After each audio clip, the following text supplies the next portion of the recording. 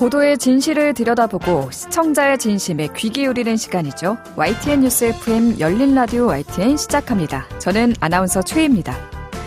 벌써 낮 기온이 30도에 육박하는 날이 이어지고 있죠. 계절의 시계가 이제 본격 여름을 가리키고 있습니다. 이렇게 날이 더워지니 2024년도 어느덧 반이 훌쩍 지나간 게 체감이 되는데요. 청량한 여름날 6월의 첫 번째 토요일, 여러분은 어떻게 보내고 계신가요? 더위를 피해서 시원한 쇼핑몰에 계신 분들도 있을 텐데요. 요즘 저렴한 가격으로 인기를 끌고 있는 중국의 인터넷 쇼핑몰이 핫하다고 합니다. 고물가 시대에 저렴한 가격이라니 소비자들의 눈길을 끌고 있는데 최근 이 중국 직구 물품들에서 유해 물질이 검출됐다는 소식이 전해지고 있습니다. 이에 정부에서는 위해성이 확인된 제품은 반입을 금지한다고 밝혔는데요. 중국 직구 제품의 위해성, 잠시 후 팩트체크 시간에 자세히 파헤쳐 보겠습니다. 미디어 비평 시간에는 언론사 MZ 기자들의 퇴직 러쉬 이야기 해보겠습니다. 최근 언론사의 MZ, 젊은 세대들 기자들의 퇴직률이 높아지고 있다는데요. 언론사 기자로 입사하기 위해서는 언론고시라고 할 만큼 쉽지 않은 일인데 무슨 사연으로 언론사를 떠나고 있는 건지 전문가와 함께 다뤄보겠습니다. 열린 라디오 YTN 지금 바로 시작합니다.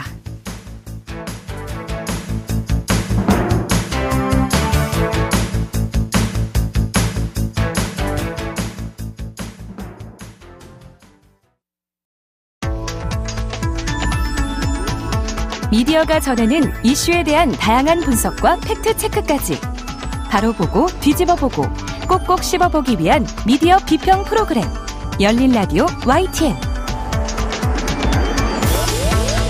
한 주간의 뉴스를 꼭꼭 씹어보는 시간 미디어 비평입니다. 오늘은 이화행 동명대 미디어 커뮤니케이션학과 교수와 전화로 만나보겠습니다. 교수님 안녕하세요. 네, 안녕하세요. 반갑습니다. 네, 반갑습니다. 교수님 최근에 젊은 기자들은 왜 언론계를 떠날까? 이런 칼럼을 쓰셨더라고요.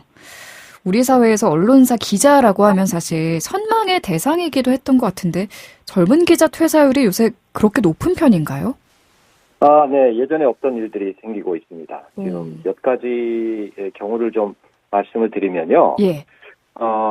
최근에 이제 그 메이저 언론사라고 할 수 있는 중앙일보, JTBC 이쪽에 그 노조가 발행한 자료에 따르면은 올해 3월 현재 올해 중에 퇴사하겠다라고 결심한 기자가 8명이나 된다고 하고요. 네. 그리고 이들의 평균 근속 연수가 5년에 불과합니다. 짧은 천연병들이죠. 그다음에 조선일보 노보도 지난 10년간 입사한 사람들 106명 중에 40명이 퇴사했다. 이건 결과치입니다. 그렇기 때문에 정확한 데이터인데 이 중에서 젊은 기자들의 40%가 결국 다른 길을 찾아 떠났다. 이렇게 결과가 나와 있고요. 네. 또 하나 더 말씀을 드리면 한겨레 신문 같은 경우에 조금 이제 한 4년, 5년 된 자료이긴 하지만 2019년 1월 밝혀진 노보에서 네. 그 지난 1년 사이에 10명이 퇴사했다라고 이렇게 밝힌 바가 있습니다. 그래서 네. 이것들이 팩트입니다. 또 많이 이렇게 생각보다 젊은 기자들의 퇴사율이 높은 것으로 나오고 있습니다. 젊은 기자들의 퇴사 러쉬에는 복합적인 원인이 있을 것 같은데 원인 뭐라고 보세요? 한 3가지 정도로 볼 수 있겠습니다. 네. 이 외부적인 요인이 첫째 있는데 그것은 미디어 환경 변화, 네, 그리고 언론에 대한 부정적인 사회적 평판이 또 문제가 되고요. 네. 그리고 내부적으로는 언론 조직 문제인데 그러면 이 디지털 전환이라고 하는 거는 외부적으로 어쩔 수 없이 다가온 환경인데 네. 경쟁 매체가 증가하고 그리고 매체의 유형도 다양화해서 최근에는 뭐 네이버라든가 카카오와 같은 구글과 같은 디지털 플랫폼 기업들이 뉴스를 유통하면서 사실상의 경쟁 매체로 그리고 어떤 유통을 선점하고 있는 그런 매체로 되고 있다 하는 게 이제 하나의 그런 이제 원인으로 작용하고 있다. 그 다음에 두 번째는 언론에 대한 이제 불신의 문제. 우리나라 언론 신뢰도가 좀 많이 추락되어 있어서 네. 그것들에 대해서 우리 젊은 기자분들이 영향을 받지 않는가 하는 게 있고요. 네. 마지막으로는 조직 내부적인 이제 문화가 많이 바뀌었다고는 하지만 아직도 여전히 좀 일개적이고 또 권위적이고 게다가 또 취재 관행마저도 아직은 좀 시대 변화를 따라가지 못하는 자율성에 기인한 것이 아직 못 되는 그런 내부적인 문제가 있다. 그래서 이런 것들이 퇴사 러쉬의 그 복합적인 원인이라고 저는 생각을 하고 있습니다. 네. 네. 세 가지 원인을 짚어주셨는데, 기자라는 직업의 사회적 이미지를 떠올려 보면 3D라고 할 만큼 힘들다고 하잖아요. 뭐 발로 뛰면서 취재하고 밤새 기사 쓰고 데스크 컨펌까지 받고 실제로 기자들의 근무 환경은 어떤 편인지도 궁금합니다. 네, 밖에서 우리가 생각하는 것보다 이제 상대적인 얘기가 되겠지만요, 열악한 근무 환경이다 이렇게 말할 수가 있습니다. 특히나 우리가 신입 기자들의 경우를 보면 우리나라 언론의 구조상 사회부 기자로, 취재 기자로 보통 업무를 시작하고 배우게 되는데, 네. 사회부 취재 기자라고 하는 것은 예를 들어서 경찰서 출입 기자, 이런 거죠. 그래서 사건, 사고를 취재하고, 결국 이거는 이제 단순 반복적 성격을 가집니다.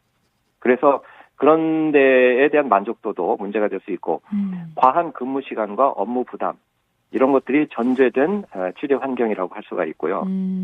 또 최근에는 이 경쟁 매체와의 촌각을 다투는 속보성 경쟁, 그래서 시간에 쫓기는 삶을 할 수밖에 없는 그런 상황에 있습니다. 그리고 이 디지털 시대가 되면서 실시간 송고 출고가 이제 요구되죠. 그러니까 저녁 6시까지라고 하는 데드라인이 없어지는 상황. 그래서 수시로 기사를 송고하고 출고해야 되는 그게 이제 스트레스를 가중시키고 있고, 네. 말씀하신 대로 그래서 신입 기자들의 생활은 그렇죠. 3D 업종이라는 표현이 나올 상황까지 됐다고 보겠습니다. 근무 난이도도 높고 근무 환경이 전반적으로 열악한 편이다라고 짚어주셨는데, 기자 시험에 합격해서 막상 들어와 보면 당연히 선배 기자만큼 능숙하지 않을 테고, 사실 이거는 어느 직업이든 비슷하겠지만 입사 직후에도 고난이 있을 것 같아요. 앞에서 사회부 취재 기자로 시작할 때 굉장히 어려움이 많다라고 짚어주셨는데, 이 과정의 난이도랄까요? 좀 구체적으로 또 어쩐지 좀 전해주시면 좋을 것 같아요. 네, 이렇게 이제 버티기가 좀 어렵다. 그 이제 기성 기자들은 그거 우리 다 버텼는데, 좀 기다리지 인내심이 부족한 거 아니냐 이렇게 네. 얘기를 하지만은 사실 그렇지 않죠. 달라진 세대이기 때문에. 버티기 어려울 정도인가요? 네네. 그래 이제 이 저연차 기자들의 경우에는 사실 굉장히 이게 선망의 직업. 그래서 이제 꿈을 꾸고 들어왔는데 사실 들어왔을 때의 만족도가 기대했던 것보다 이제 충분하지 않다 이렇게 하는 것이고, 그 다음에 불확실성. 이 언론계가 지금 현재 그 불확실성과 같은 그 부정적 상황이 되어버리고, 그리고 본인이 과연 여기서 성장하고 그리고 길게 갈 수 있겠는가 하는 이제 그런 생각을 하게 되죠. 네. 네. 그러면서 사내에서 보는 선배 기자 같은 기자라고 하는 것에 대해서 저연차 기자들도 잘 알고 있습니다. 네. 5년, 10년을 넘기면 우리도 다른 환경에 근무를 할 수 있게 된다라고 하는 걸 알고 있지만, 현실을 보면은 초년 기자 생활이 너무 하드하다, 빡빡하다는 얘기죠. 칼퇴가 사실은 보장이 없는 근무 시간이고, 기자라고 하는 직업이 네. 업무 부담이 전제된 취재 환경, 게다가 기사 작성의 경험도 축적하는 게 시간이 사실 걸리거든요. 네. 네, 이로 인해서 이제 회의적인 시각이 형성이 되고 타 직종과 또 비교를 하게 되고 친구나 동기들을 만나고 네. 그러면서 그래서 그런 이제 어려움을 갖게 되는 것 같습니다. 또 이 퇴사하는 이유 3가지 앞에서 말씀해 주셨는데, 언론에 대한 불신, 언론의 신뢰도가 좀 낮아진 이런 사회적 평판도 퇴사하는데 영향을 많이 좀 미치나 봐요? 그렇습니다. 우리가 생각할 때의 연봉이나 이런 것들이 많이 작용할 것 같죠. 그렇지 않습니다. 연봉은 오히려 부차적인 결정 요인이다 이렇게 나와 있고요. 네. 가장 큰 거는 사회적 평판이다.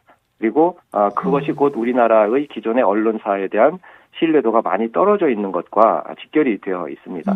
그러니까 기자들 스스로가 밖으로는 표출하지 않을지언정 상당히 영향을 미치는 요인이 신뢰도이고요. 네. 요즘 시대에는 그 SNS와 같은 걸 통해서 정보를 무제한 취득이 가능한 시기 아니겠습니까? 네. 네. 그리고 기본적으로 이 부정적인 의미로 많이 쓰이는 용어이긴 하지만 과시 욕구가 매우 중요한 사유입니다. 특히 젊은 세대들에게는. 그래서 다른 말로 얘기하면 나를 자신 있게 드러내고자 하는 세대들이 지금 소위 젊은 세대들이거든요. 네네. 그러니까 하는 일에 대한 자부심, 자기 만족도 이런 것들을 스스로 중요하게 여기는 세대인데 이들에게 이 언론의 신뢰도가 추락되어 있다는 것이 영향을 미치지 않을 수 없다. 이렇게 볼 수 있겠습니다. 그렇군요. 3D 업종이라 불릴 만큼 힘들게 취재해서 기사를 내보냈는데 좀 그런 불신을 마주하면은 힘이 많이 빠질 것 같긴 해요. 그렇습니다. 네. 언론사를 단순 기업 입장으로 보면 높은 퇴사율은 회사 입장에서도 손해이지 않습니까? 어떤 근무 그렇죠. 환경이라든지 어떤 조직의 변화가 좀 있어야 되지 않을까라는 생각도 들어요. 네네, 맞는 말씀입니다. 회사는 당연히 기자가 입사하면은 적지 않은 교육 비용을 직간접적으로 투입하게 되죠. 네. 그래서 신입 사원에 대한 초기 투자 비용 이런 것들을 생각한다면 이들이 뭐 5년 이내에 퇴사를 하고 심지어는 뭐 1, 2년, 2, 3년 이내에 퇴사를 한다는 것은 기업에게는 투자 비용을 회수하지 못하는 그러한 손해가 되는 것이기 때문에 네. 다른 곳에서 그걸 메꿔야 된다는 얘기잖아요. 그래서 기업 입장에서는 재정적인 손실이 당연히 있고 그 다음에 이제 부수적으로 따르는 거는 뭐 이미지 손실이 당연히 있겠죠. 네. 그 다음에 이렇게 이 조직적인 변화가 이제 필요하다라고 제가 느끼는 이유는 네. 이 최근에 이제 경영학에서 소위 그 직원 경험이라고 하는 그 개념이 등장을 하고 있는데 이게 언론사에도 똑같이 적용된다고 봐요. 이게 직원 경험이라고 하는 것은 이제 뭐냐 하면은 한 직원이 입사 지원 순간부터 회사를 하는 그 시점까지 겪는 모든 회사와 관련된 경험을 얘기합니다. 네. 그런데 이 직원 경험이 긍정적인 직원들은 떠나지 않아요. 그런데 이 스스로 만들어진 직원 경험이 부정적인 그런 직원들은 직장 만족도가 떨어지고 참여도가 떨어지고 뭐 이러면서 그 퇴사를 쉽게 많이 생각합니다. 이거고 네. 실제로 이제 이 통계적으로 보면은 이 직원 경험이 긍정적으로 가지고 있는 그 직원들이 실제로 그 기업의 수익성, 생산성 이런 것들이 20% 이상 다른 직원에 비해서 더 높게 창출한다. 뭐 이런 결과가 나와 있습니다. 그래서 조직 내부적으로 이런 고민들을 좀 해야 된다. 어떻게 하면 직원 경험을 긍정적인 쪽으로 끌고 갈 수 있을지. 네, 그렇습니다.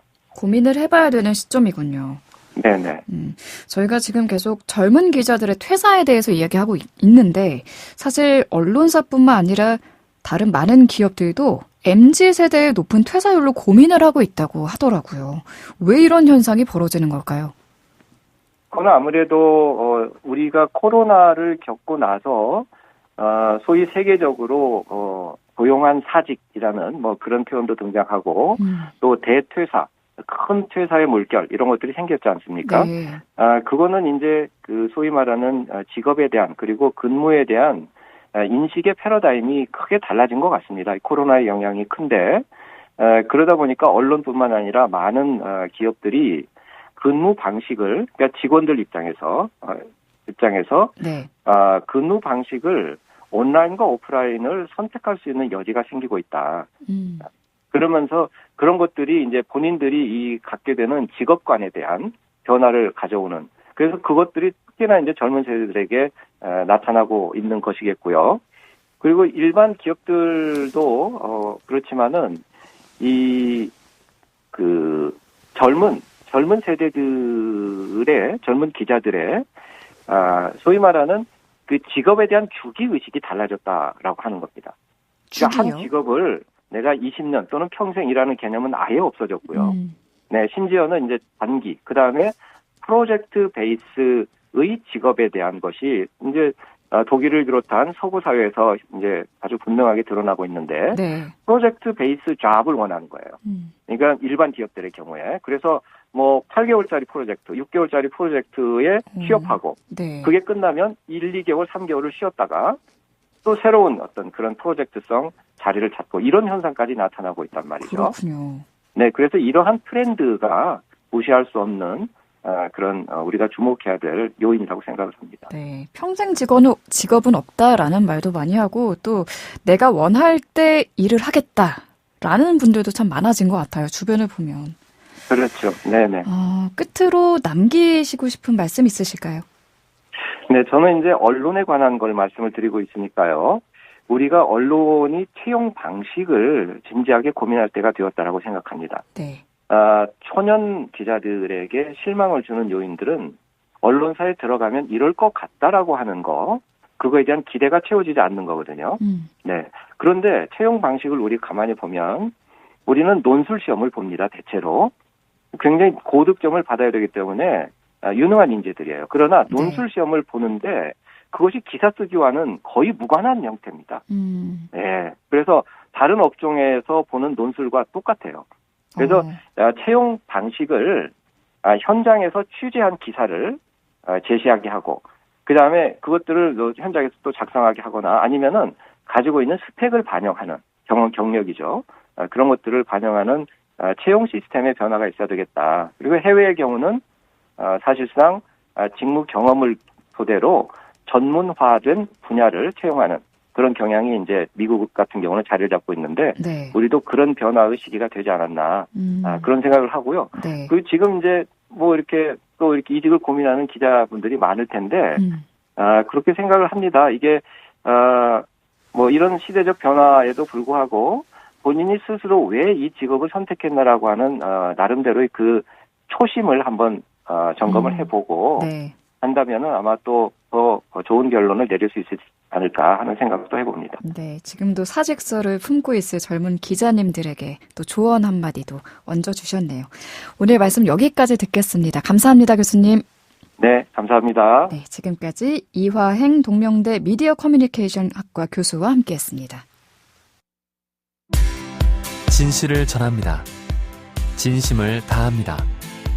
시청자 여러분의 목소리에 귀 기울이는 YTN 뉴스 FM 열린 라디오 YTN 토요일 저녁 8시 20분과 일요일 밤 11시 20분에 방송됩니다.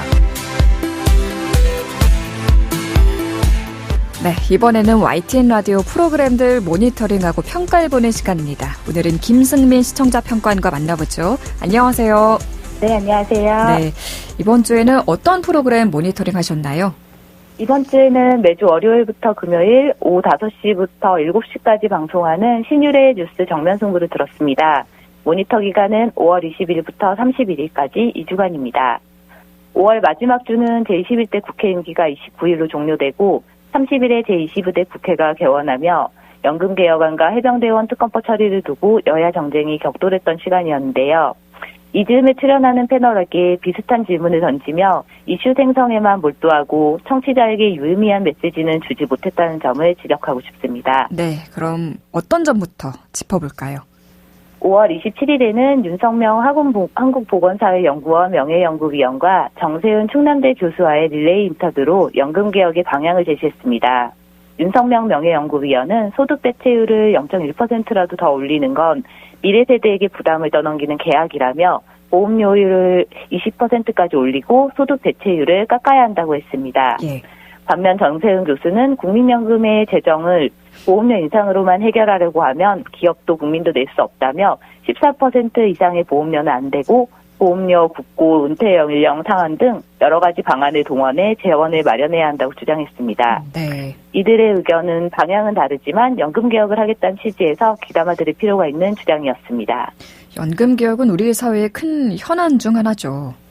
맞습니다. 그런데 이날 진행자는 두 패널 외에도 이상민 국민의힘 의원, 강창일 전 주일대사와 인터뷰에서도 같은 질문을 던졌는데요. 이상민 국민의힘 의원은 연금개혁은 조급하게 해결할 문제가 아니라며 이재명 대표의 영수회당 단판 제안은 전국 주도권을 쥐고 자신의 사법 리스크를 덮겠다는 의미라고 지적했습니다. 반면 강창일 전 주일대사는 이재명 대표의 안을 받아놓고 구조개혁 문제는 21대 국회에서 하면 된다며 대통령실이 딜레마에 빠졌다고 받아쳤습니다. 예. 이는 연금개혁안을 쥐고 줄다리기 하는 여야의 입장만을 설명하는 것이었는데요. 지난 5월 3일 발간된 연금개혁 특위 공론화의 조사 결과 보고서 말미에는 21대 국회 임기 중 반드시 입법화해주기를 바란다는 주문이 담겨 있었습니다. 제21대 국회는 결국 이런 국민의 요구를 처리하지 못하고 문을 닫았습니다. 진행자는 국민의 대변자로서 이들에게 여야의 입장차를 설명하고 이해시키기보다 그래서 어떤 해결책을 낼 계획인지 앞으로 어떻게 처리할 것인지를 방법을 날카롭게 물었어야 했습니다. 네, 여야의 입장차만 느낄 수 있었네요. 22대 국회에서 어떻게 처리할 계획인지 알 수 없어서 아쉬웠다는 점 짚어주셨고요. 또 어떤 점이 아쉬우셨을까요? 이와 같은 소모전은 해병대원 특검법을 두고도 벌어졌습니다. 5월 28일에는 김병민 전 국민의힘 최고위원, 배종호 세안대 교수, 조경태 국민의힘 의원, 전용기 더불어민주당 의원이 모두 이날 국회 본회의에서 부결되며 폐기된 해병대원 특검법의 이탈표가 어디에서 나왔는지를 짚었는데요. 네. 김병민 전 최고위원은 결국 민주당 쪽에서 이탈표가 나왔다고밖에 볼 수 없다고 하자 배종호 세안대 교수는 여권의 4명이 반대표를 안 던진 것이고 이 부분은 분명하게 이탈이 확인된 거라고 받아쳤습니다. 네. 조경태 의원은 야권 내에도 양심적인 분들이 좀 계시는 것 같다고 이들이 이탈표를 던졌다고 했고요. 전용기 의원은 이탈할 이유가 전혀 없는 상황이기 때문에 민주당 이탈표가 있다고 보지는 않는다고 했습니다. 네. 소모전은 29일로도 이어져 여의도 청년정치에 출연한 이승환 국민의힘 중랑을 담협위원장은 개혁신당에 있는 4분과 새로운 미래에 있는 5분이 이탈표라고 생각한다며 민주당이 범야권에 있는 표조차 단속하지 못했음을 지적하는 반면 박선민 전 더불어민주당 최고위원은 국민의힘에서 찬성을 밝히셨던 분들이 막판에 소극적인 저항으로 무효표를 던진 게 아니냐고 받아쳤습니다. 청취자들로서는 무기명으로 이뤄진 투표에서 일일이 경표하듯이 이를 세는 것이 어떤 의미가 있는지 잘 와닿지 않았고 오히려 민주당이 22대 국회 1호 법안으로 재발의를 예고한 상황에서 이후로도 해병대원 특검법은 합의가 아닌 정쟁으로 소모되겠구나 하는 생각이 들었습니다. 이에 대해서도 진행자는 민주당의 지도부도 장례식장에 가고 특검법을 추진하면 더 설득력이 있지 않았을까와 같은 멘트로 당내에서의 행동을 지적하기보다는 국회에서 할 수 있는 역할이 무엇일지를 짚어줬다면 적절했겠습니다. 네. 얼마 전 22대 국회가 개원한 만큼 이 부분도 잘 짚어주면 좋았을 것 같네요. 끝으로 하고 싶으신 말씀 있으실까요? 네, 전반적으로 모니터링한 기간의 정면 승부는 많은 이들의 인터뷰가 있었던 반면 신유 진행자의 날카로운 분석이나 의견은 부족했다는 인상을 받았는데요. 네. 지난 5월 31일 정면 인터뷰에서 국민의힘 강승규 의원이 비화폰을 언급했을 때 반응은 특히 아쉬움을 주었습니다. 이날 윤석열 정부에서 시민사회 수석을 지낸 강승규 의원은 저는 대통령 비화폰이 있다는 얘기를 못 들었다며 대통령실에 공용으로 쓰는 핸드폰이 있지만 사용을 안 한다. 수석으로 1년 7개월 있었는데 그것에 대해서 다른 얘기를 하겠냐며 비화폰의 존재 자체를 부정했습니다. 네. 이에 진행자는 알겠습니다. 그게 궁금해가지고 좀 여쭤본 거고요. 라고 대화를 마무리했는데요. 이미 문재인 정부 청와대 대변인 출신의 고민정 더불어민주당 최고위원이 대통령은 업무 시작과 동시에 도청 방치 장치가 되어 있는 비화폰을 쓴다고 하는 등 비화폰에 대한 증언이 나온 상황에서 이와는 전혀 다른 의견인지라 더 자세히 물어볼 필요가 있었습니다. 네, 오늘 말씀 잘 들었습니다. 고맙습니다. 네, 감사합니다. 네, 지금까지 옴부즈맨 김승민 평가원이었습니다. 열린 라디오 YTN에서는 시청자 여러분의 목소리를 듣습니다. 참여 신청과 의견은 유료 문자 샵 0945, 우물정 0945나 YTN 라디오 프로그램 열린 라디오 YTN 게시판을 통해 남겨주세요.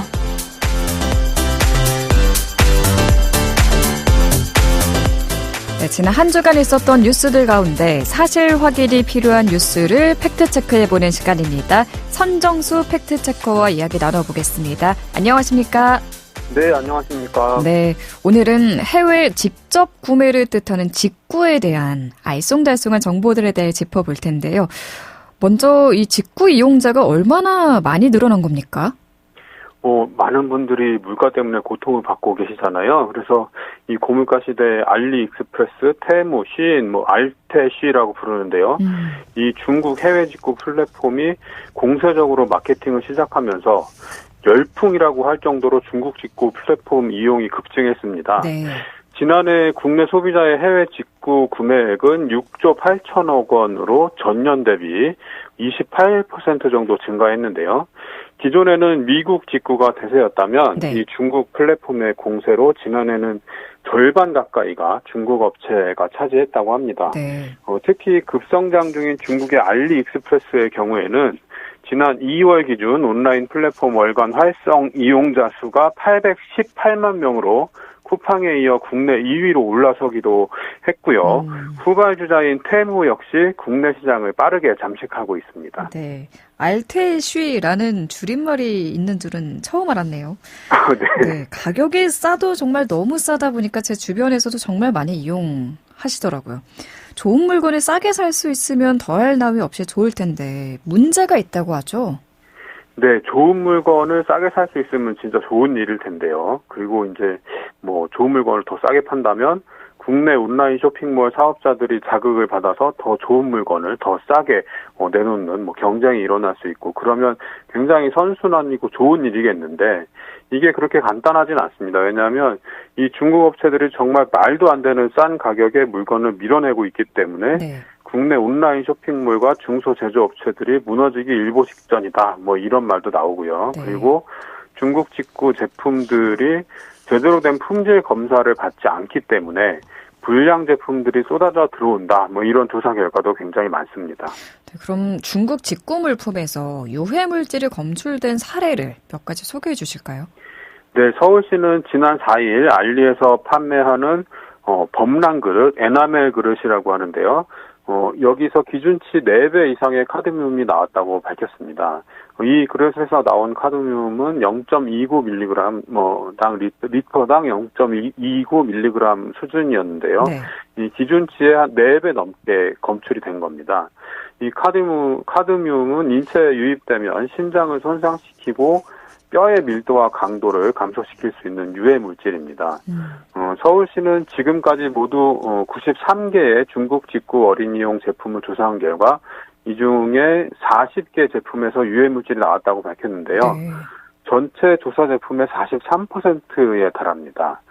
이번 검사에서는 한 개 제품에서 카드뮴이 나왔지만 서울시는 지난 4월부터 이 알리, 테무, 시인에서 판매하는 식품 용기 140개를 선정해서 현재 서울시 보건환경연구원에서 검사를 진행하고 있습니다. 예. 7월에는 텀블러, 8월에는 저장 용기, 9월 지퍼백, 10월에는 조리도구, 11월에는 파티용 그릇, 뭐 이런 순서대로 차례대로 조사를 해서 발표할 예정이라고 합니다. 네. 이것과는 별도로 관세청은 지난 4월 30일 보도자료를 통해서 중국 해외 직구 플랫폼 알리익스프레스 테무에서 초저가로 판매 중인 어린이 제품 252종의 성분을 분석했는데요. 그중에 약 15% 정도인 38종의 제품에서 국내 안전 기준치를 최대 3,026배나 초과하는 유해 성분이 검출됐다고 밝혔습니다. 유해 성분이 검출된 38종의 제품 중 27점에서는 기준치 대비 최대 82배의 프탈레이트계 가소제가 검출됐고요. 6점에서는 기준치 대비 최대 3,026배의 카드뮴이, 그리고 5점에서 기준치 대비 최대 270배의 납이 검출됐습니다. 이 프탈레이트계 가소제는 대표적인 환경 호르몬, 내분비계 교란 물질이라고도 부르는데요. 이 환경 호르몬으로 신체에 장기간 접촉할 경우에 내분비계 장애를 일으킬 수 있고요. 특히 생식 기능이나 신체 성장을 저해할 수 있어 어린이 제품의 사용을 엄격히 제한하고 있는 물질입니다. 다른 것도 아니고 어린이용 제품에서 발암 물질이 검출되다니 정말 문제네요. 네. 중국 직구에서 파는 어린이 제품이 환경 호르몬, 발암 물질 범벅이다, 이런 기사도 본 기억이 나요. 예. 그래서 정부가 직구 금지 조치를 발표하지 않았습니까? 예, 정부는 지난달 16일 국정현안 관계장관 회의를 열고 해외 직구 소비자 안전 강화 및 기업 경쟁력 제고 방안, 이런 대책을 발표했는데요. 국민 안전과 건강 위해성이 큰 해외 직구 제품은 KC 인증 마크, 안전 인증이 없는 경우에 해외 직구를 금지하는 내용이었습니다.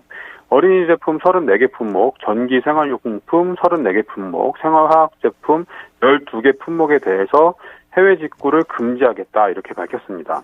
네. 화장품, 위생용품, 장신구 등 유해성이 확인된 제품의 국내 반입을 차단하겠다는 내용도 들어 있었습니다. 지난달 16일입니다. 바로 예. 이 같은 정부의 발표 후 굉장히 많은 논란이 일었는데 어떤 논란이었죠?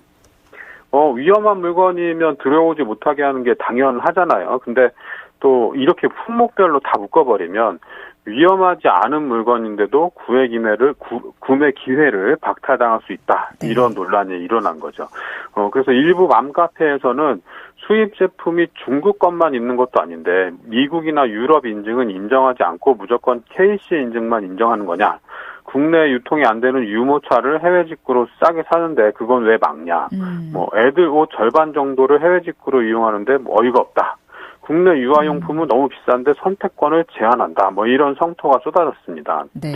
그래서 여당 정치인들도 정부 정책을 비판하고 나섰는데요. 유승민 전 국민의힘 의원은 SNS를 통해서 안전을 내세워 포괄적, 일방적으로 해외 직구를 금지하는 것은 무식한 정책이다. 이렇게 비판했습니다. 그리고 KC 인증이 없는 80개 품목에 대해서 해외 직구를 금지하겠다는 정부 정책은 빈대 잡겠다고 초과삼간 태우는 격. 이렇게 비판을 했고요. 네.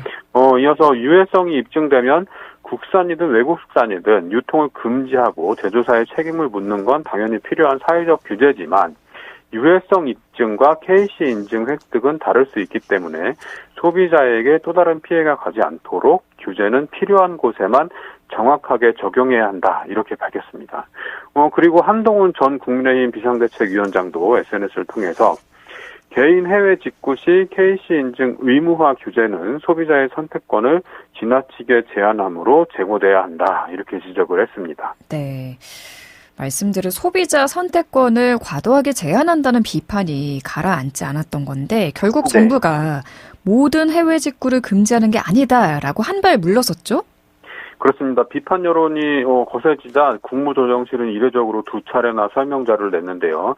최초 발표 당시에 80개 품목에 대해서 해외 직구를 금지하겠다고 한 것에서 한 발 물러났습니다. 그리고 안전성 조사 결과에서 유해성이 확인된 제품만 반입을 제한해 나갈 계획이다 이렇게 밝혔고요. 네.